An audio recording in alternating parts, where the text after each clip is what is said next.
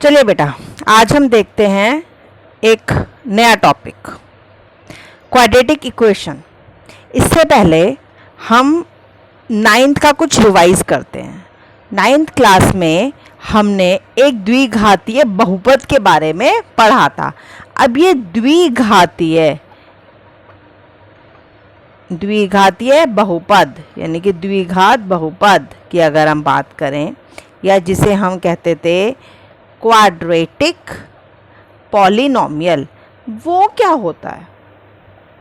ये जो quadratic polynomial होते हैं ना हमारे, वो हमने देखा था कुछ इस तरीके के होते हैं। तो ये हमारे थे द्विघात बहुपद। और द्विघात समीकरण क्या होंगे? बस इस बहुपद के आगे इक्वल टू 0, यानी कि इसी बहुपद को यदि हम शून्य के इक्वल कर दें तो ये हमारे बन जाते हैं द्विघात समीकरण, यानी कि क्वाड्रेटिक इक्वेशन। तो ये हमारा हो गया standard form of quadratic equation. वो कैसे आया? हमने जो क्वाड्रेटिक पॉलिनॉमियल था उसको इक्वल रख दिया 0 के, तो हमारा आ गया standard form of quadratic equation, जिसे हम मानक रूप भी कहते हैं। मानक रूप किसका? द्विघात समीकरण का।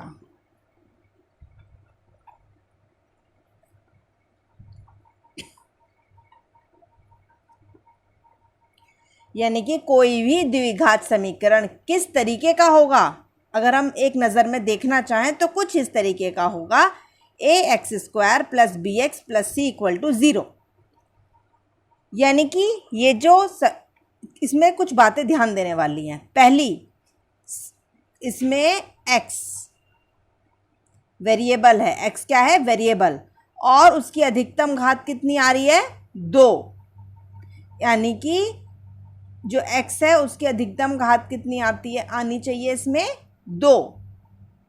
जो भी आप चढ़ ले रहे हैं उसकी अधिकतम घात इसमें 2 होगी, तभी वो द्विघात यानी कि 2 घात वाला होगा। दूसरी बात, इक्वल टू 0 होना चाहिए, तभी वो समीकरण बनेगा। तीसरी बात, यहाँ जो a b c हैं ये क्या होने चाहिए? वास्तविक संख्याएं, यानी कि रियल नंबर्स होने चाहिए।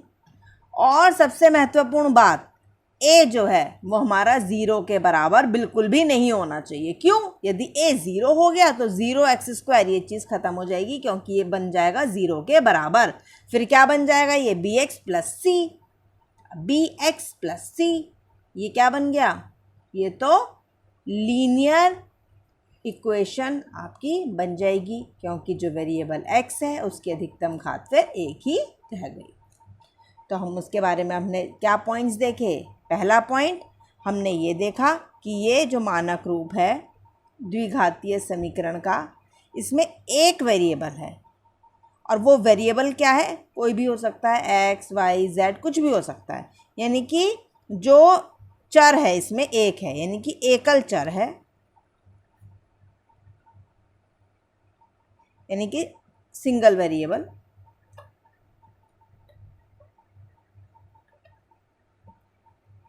दूसरी बात, यहाँ पे इक्वल है, इक्वल का निशान होगा ये, तभी ये समीकरण बन रहे हैं। तीसरी बात, ये जो a है, b है, c है, ये सब क्या है? रियल नंबर्स, यानी कि वास्तविक संख्याएं हैं।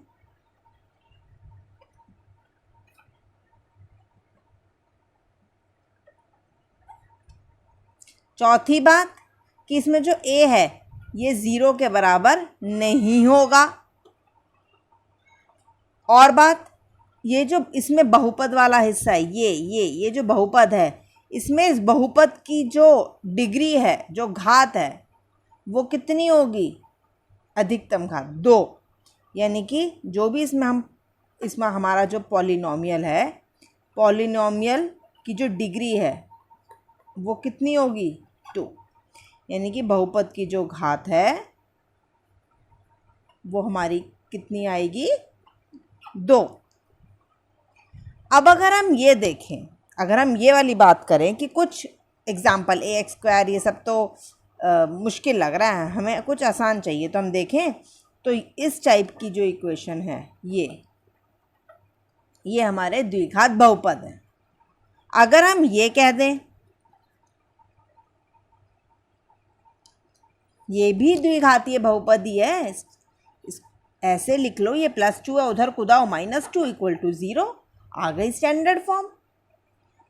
अगर हम इसकी बात कहें, जी बिल्कुल, इसमें भी तो है x² वाली टर्म, ये रही, इसको आगे लिख दो, ये 4x पीछे आ जाएगा, +2 = 0। इसको भी हमने स्टैंडर्ड फॉर्म में कर दिया कि पहले x² वाली टर्म है, फिर x वाली टर्म है, फिर कांस्टेंट टर्म यानी कि अचर वाली टर्म है =0। ये सब स्टैंडर्ड फॉर्म में हमने कन्वर्ट कर दी। इसका मतलब ये सारी जो इक्वेशंस है हमने देखा सब में घात 2 आ रही थी, x की घात 2 आ रही थी, =0 भी आ रहा था। इनके जो कोफिशिएंट्स हैं x² के, x के, और ये जो अचर वाली टर्म है सब रियल नंबर्स भी आ रहे थे। और ये जो x² वाली टर्म है इसका कोफिशिएंट, इसका जो गुणांक है यहाँ पे क्या है 1, जो कि 0 के बराबर नहीं है। यहाँ पर देखें x² वाली जो टर्म है उसका कोफिशिएंट क्या है -3, जो कि 0 के बराबर नहीं है। इसका मतलब ये क्या बन रहा है, एक द्विघातीय बहुपद बन रहा है। कोई भी बहुपद आपको दे रखा है, आपको चेक करना है, आप सबसे पहला काम ये करिए कि जो भी बहुपद दे रखा है उसमें जो चर है पहले आप उसे आइडेंटिफाई कीजिए, वेरिएबल को आइडेंटिफाई कीजिए। उसके बाद वेरिएबल की जो पावर है, जो घात है, उसके डिक्रीजिंग ऑर्डर में, उसकी पावर्स को डिक्रीजिंग ऑर्डर में लगाते जाइए। जो घात होती है उसको घटते क्रम में लगाते चाहिए। पहले घात 2 वाली टर्म, फिर घात 1 वाली टर्म, फिर जिसमें कोई घात ही नहीं है यानी कि जो अचर वाली टर्म है वो सब लगाते जाइए। और फिर चेक करिए क्या उसकी शक्ल कुछ ऐसी है। यदि शक्ल कुछ ऐसी है तो वो द्विघातीय बहुपद है, और शक्ल ऐसी नहीं है तो वो द्विघातीय बहुपद नहीं है। चलिए अब कुछ क्वेश्चंस देखते हैं जिनको देखकर हमें पता लगाना है कि ये द्विघातीय बहुपद हैं या नहीं है। अब मैंने ये वाली एक इक्वेशन ली है, अब देखने में तो लग रहा था घात 2 है यहाँ पर, तो ये द्विघातीय बहुपद है। मैंने देखा तो मुझे तो लग रहा है ये द्विघातीय बहुपद है। अब देखते हैं, चेक करते हैं कि हम गलत हैं या सही हैं। हम एक काम करते हैं, जो हमें दिया हुआ है उसे हम ओपन करते हैं। ये ब्रैकेट है, ब्रैकेट को ओपन करते हैं। ब्रैकेट में है क्या, x - 1 का होल स्क्वायर।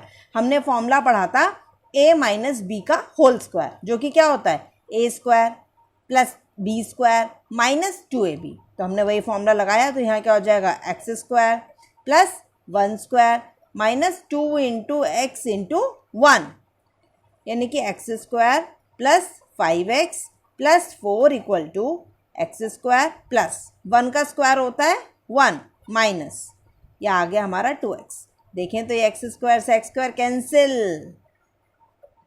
अब क्या बचा, ये इक्वल टू के इधर +1 है, इधर आएगा तो -1, ये -2x है, उधर कूदेगा तो +2x = 0।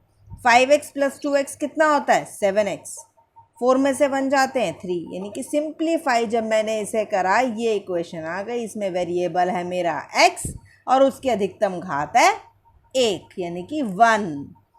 तो ये द्विघातीय समीकरण बिल्कुल नहीं है, क्योंकि द्विघातीय समीकरण के लिए मानक रूप कुछ इस तरीके का होना चाहिए था। अगर आप कहें इसको भी लिख सकते हैं, बिल्कुल लिख सकते हैं इसे, इस तरह से आप लिख सकते हैं इसे। लेकिन ज़रा देखें, जो इसमें a है वो क्या है 0, b क्या है 7, c क्या है 3, लेकिन द्विघातीय बहुपद होने के लिए a 0 के बराबर नहीं होना था। इसका मतलब ये द्विघातीय बहुपद नहीं है, यानी, और ये समीकरण की बात हो रही थी, तो द्विघात समीकरण ये नहीं है।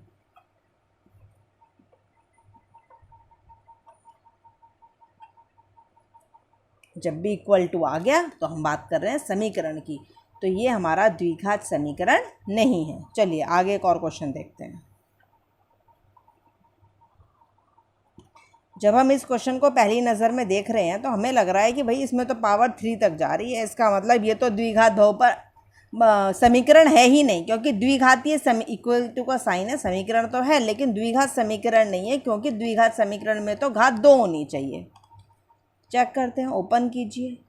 a प्लस बी का क्यूब क्या होता है, A cube plus B cube plus 3a² B plus 3ab²। चलिए लगाते हैं formula, A cube plus B cube plus 3a² B plus 3ab का स्क्वायर। एक्स क्यूब इधर भी था इक्वल टू क्या, और इधर भी था तो ये कट गए। 1 का क्यूब 1 होता है, यह है 3x² प्लस 3x। 1 का स्क्वायर 1 होता है, 1 इंटू 3 3 होता है, यह है -6। चलिए 1 प्लस 3x² प्लस 3x, ये -6x है, उधर जंप कराओ, plus 6x is equal to 0। अब पहले x² वाली टर्म लिख देते हैं, तो 3x²। 3x प्लस 6x कितना होता है, 9x, और ये है +1 इक्वल टू 0। ज़रा देखें हाईएस्ट पावर कितनी है x की, 2।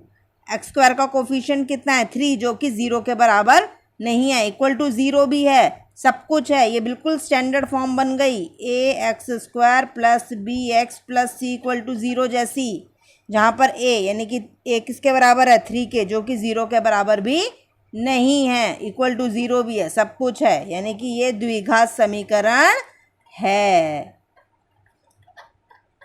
This is an quadratic equation.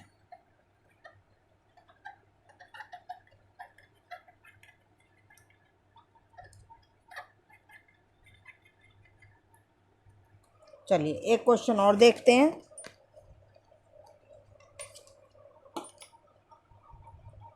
हम जब क्वेश्चंस को करते हैं ना, कैसे उसे डेली लाइफ में यूज़ करें, ये हम बहुत देखते हैं, किस इसका यूज़ क्या है। मान लो हमें एक जगह दे दी, एक भूमि का हिस्सा दे दिया जो कि आयताकार फॉर्म का है।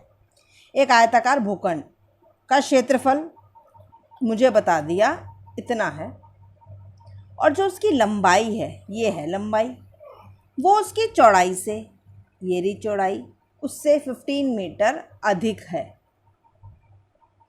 यानी कि यदि चौड़ाई x है तो जो लंबाई है वो चौड़ाई से 15 मीटर अधिक है, यानी कि x जमा 15 हो जाएगी। जो लेंथ है वो ब्रेथ से 15 मीटर ज़्यादा है, तो ब्रेथ यदि x है तो लेंथ कितनी हो जाएगी, x प्लस 15। और एरिया ऑफ रेक्टेंगुलर प्लॉट हमें दे रखा है 700 मीटर स्क्वायर, यानी कि जो आयताकार भूखंड है उसका क्षेत्रफल हमें दे रखा था। कितना दे रखा था, 700 मीटर स्क्वायर। अभी जो रेक्टेंगुलर या आयताकार भूखंड होता है इसका क्षेत्रफल होता क्या है, लेंथ इंटू ब्रेथ, लंबाई गुणा चौड़ाई। लंबाई कितनी है, x जमा 15, चौड़ाई कितनी है, x बराबर कितना है 700, ये गुणा है x से, तो x से पहले ब्रैकेट यहाँ है, x से पहले इस वाले x को गुणा करेंगे तो x into x, x square, plus का निशान, x इंटू 15, 15x, ये प्लस 700 है, उधर कूदेगा -700, बराबर 0।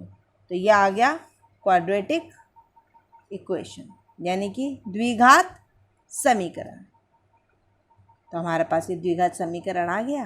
तो हम अगली क्लास में आपको बताएंगे ना सॉल्व कैसे करना है। अभी के लिए इतना ही छोड़ते हैं। आप इस टाइप के क्वेश्चंस प्रैक्टिस करते रहिए और इतने पे अपनी पकड़ बनाइए।